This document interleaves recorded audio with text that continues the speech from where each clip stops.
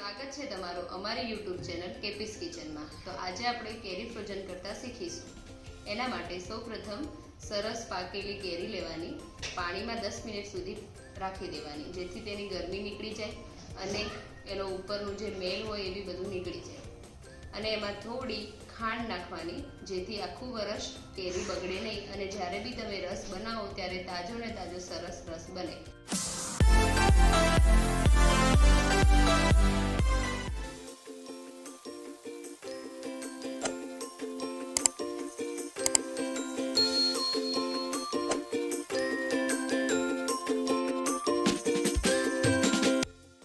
चलो पहला આપણે કેરીની છાલ ઉતારી લઈએ।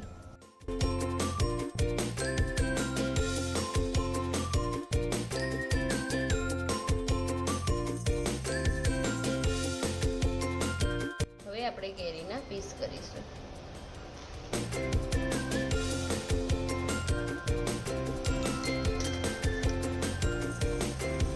આવી રીતે પીસ કરી લેવાના।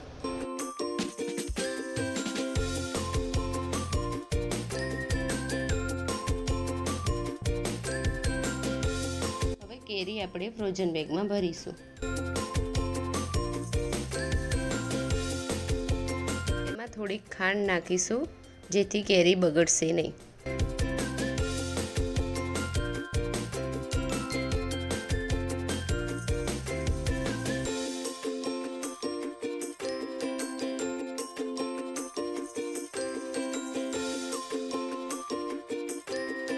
હવે આ બેગને સારી રીતે બંધ કરી દેશું।